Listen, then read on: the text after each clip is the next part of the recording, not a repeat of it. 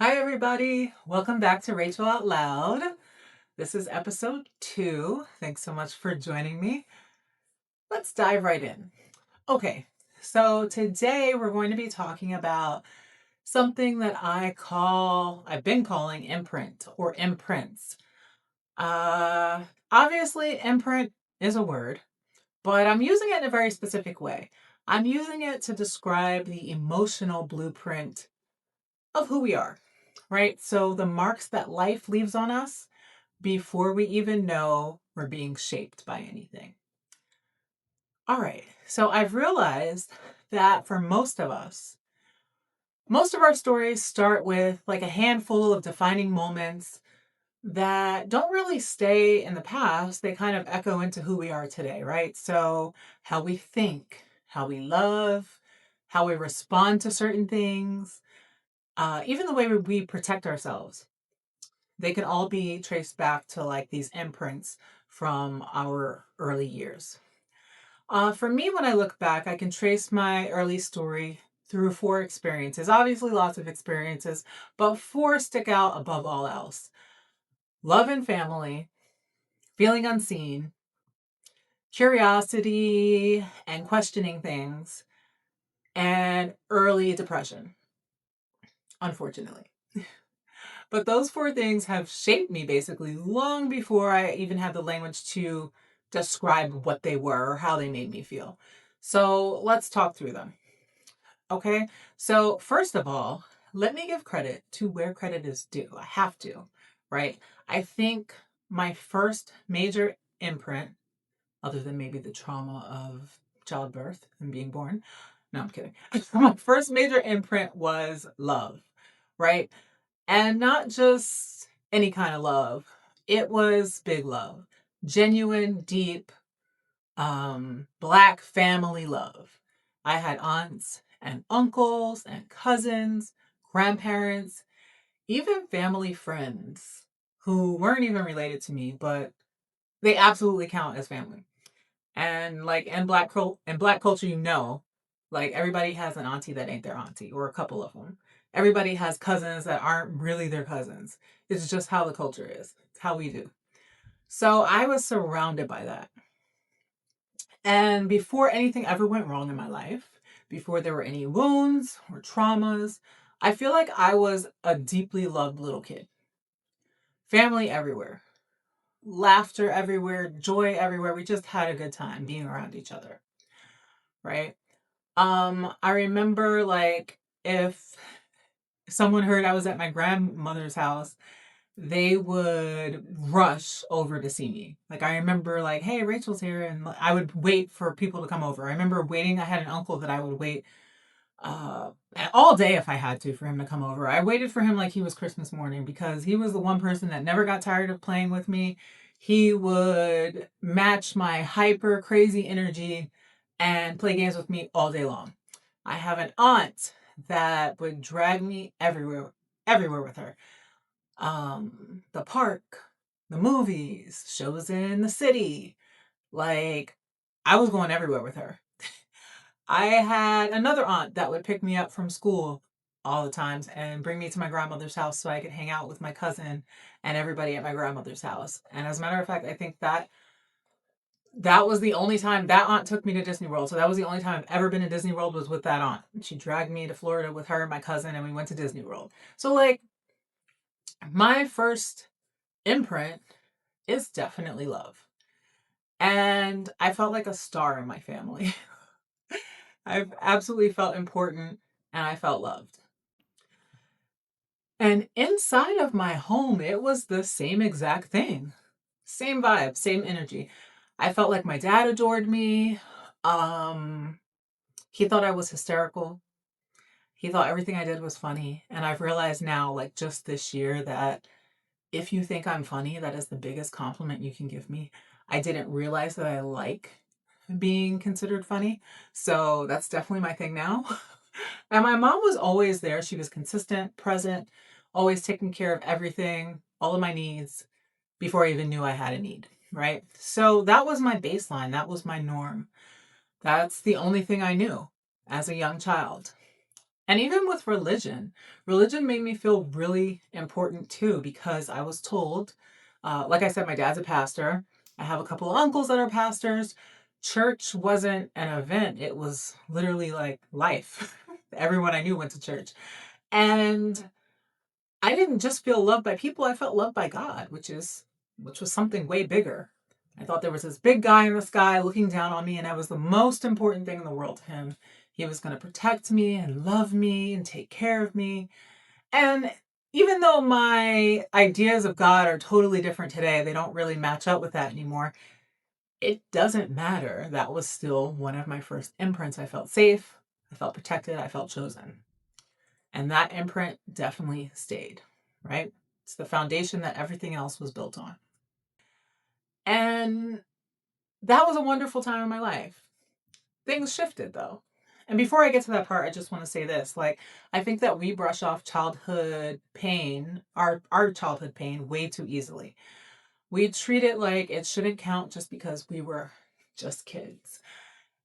But when you're 6, what overwhelms you, whatever emotion that may be, whether it's anxiety or fear, whatever it may be, it overwhelms you, right? Like your heart doesn't know to relax. You're just a kid. Your nervous system doesn't go, hey, relax, calm down. These emotions don't count yet.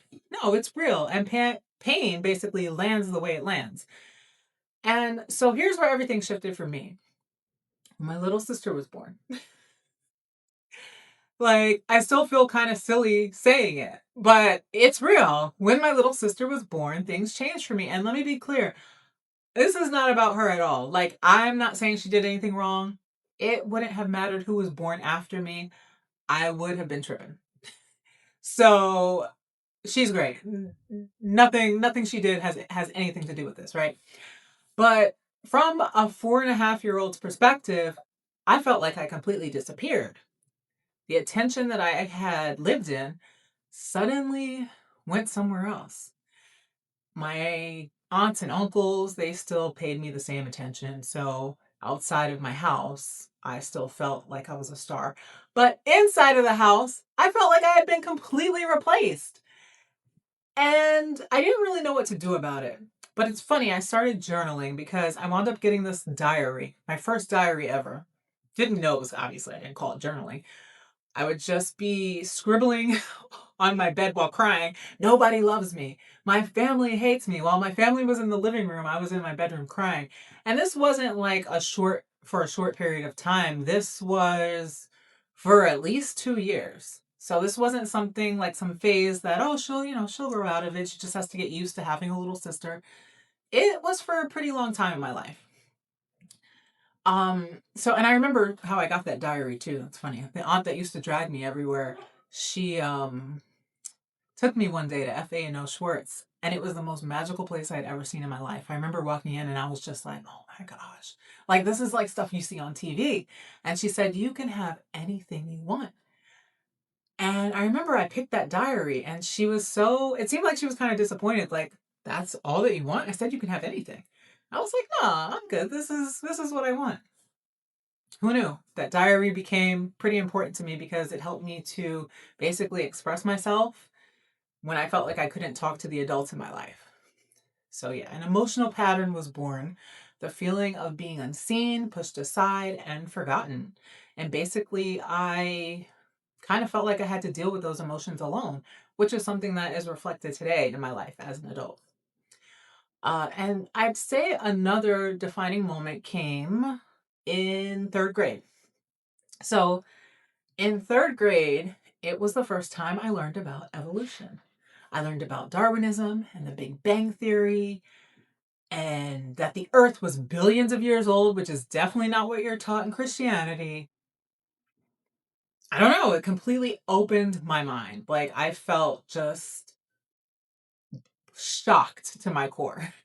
I couldn't believe it because my parents had always, whenever evolution was mentioned, they were they would always kind of do it in a mocking way, like, hey, can you believe that people actually think we come from monkeys? They're so stupid. So I thought it was absolutely ridiculous. But when I was actually presented with the science behind it at school, I was baffled. I was like, why didn't my parents tell me about this?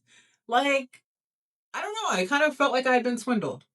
And that moment awakened a deep part of me, the part that always asks questions, always analyzes things, always wants to know the truth behind the truth, right?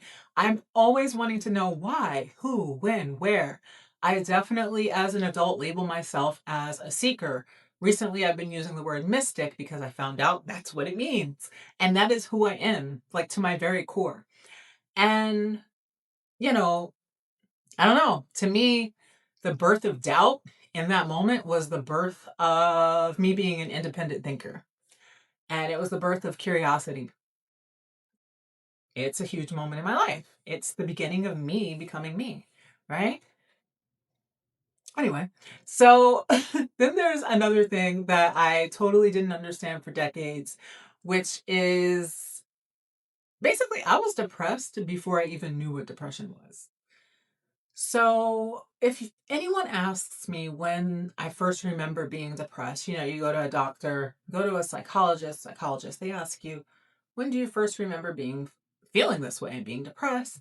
And for me, I'll always say it was somewhere between the ages of 10 and 11. Somewhere it was either 10 or 11, right? And I remember that because I remember the house we lived in because we moved around a lot. And so I can kind of figure out what age I was by where I lived. Moved around a whole lot, but that's another episode.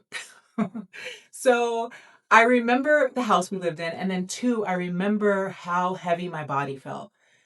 And that was new for me. My body just felt so heavy. I felt so sluggish. And that was a new feeling. It was a horrible feeling. I think the reason I was depressed so young, one, my parents pulled me out of school from fifth grade to seventh grade to homeschool me. We didn't go to the same church anymore. So all the friends that I had, I no longer saw anymore.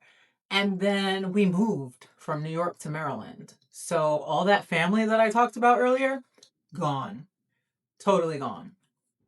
And so I was isolated emotionally and physically.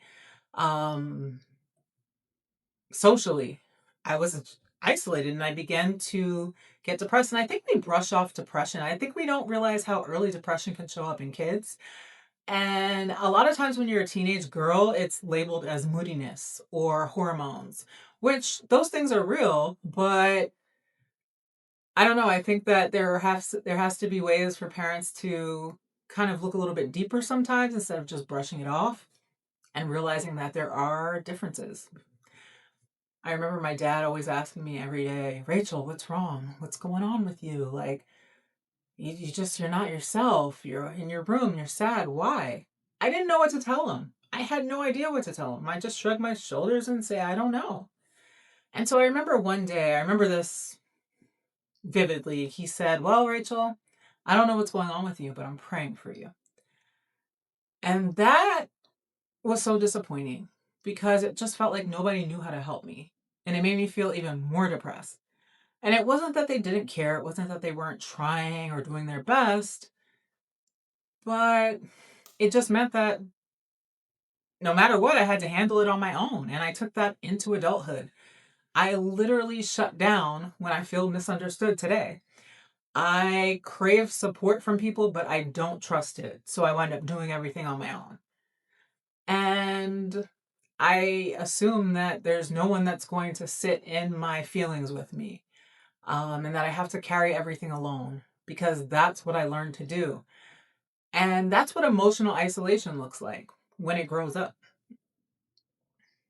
So, those are like the imprints that I think had the biggest impact on me. When you put all of these experiences together, the love, the loss of attention, the curiosity, the sadness, you start to see the blueprint of who Rachel is at 42. And I just had a birthday 2 days ago, 3 days ago. But it's not the whole story. So that's like the hope in it, right? It's not the entire story, it's just the beginning. And I think before I wrap this up, I want to leave you with something to think about over the next 2 weeks. Like, definitely think about what your early imprints were and how they shaped you before you even had a chance to say yes or no.